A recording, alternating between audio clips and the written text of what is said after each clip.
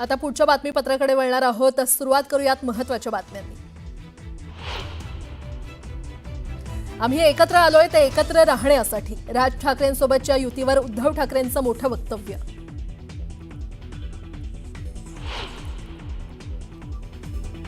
वाघाचं कातडं पांघरलेल्या लांडग्याची गोष्ट आपल्याला माहिती आहे, पण बाळासाहेबांची भगवी शाल पांघरणाऱ्या गाढवाचं चित्र मी आज पहिल्यांदा पाहिलं। उद्धव ठाकरेंची उपमुख्यमंत्री शिंदेंचं नाव न घेता जहरी टीका।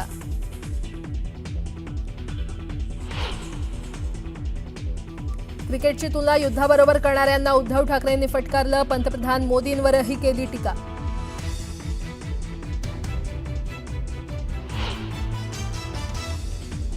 फेसबुक लाईव्ह करणारा वॅनिटी व्हॅन घेऊन फिरणारा मी नाही, आमचे फोटो दिसतात, मदत दिसत नाही का? एकनाथ शिंदेंचा ठाकरेंवर हल्लाबोल।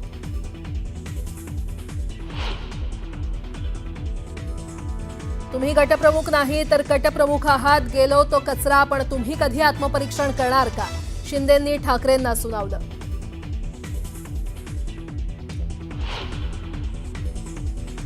बाळासाहेबांचा मृतदेह 2 दिवस मातोश्रीवर का ठेवला होता? अंतर्गत तुमचं काय चाललं होतं? रामदास कदमांचा थेट सवाल। कदमांच्या वक्तव्यामुळे राजकीय वर्तुळात खळबळ। भारताला पुढे न्यायचं असेल तर जातीपातीचं राजकारण करू नका, समाजात फूट पाडण्याचं काम करू नका। अहिल्यानगरमधील मेळाव्यात अजितदादांनी कार्यकर्त्यांना ठणकावलं।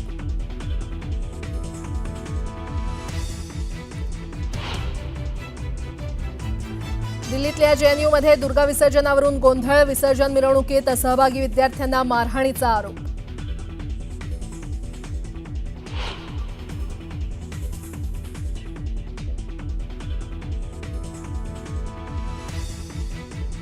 मध्य प्रदेशच्या खांडवामध्ये मूर्ती विसर्जनादरम्यान दुर्घटना। ट्रॅक्टर ट्रॉली नदीत उलटल्यानं 10 जणांचा मृत्यू तर बेपत्ता लोकांचा शोध सुरू।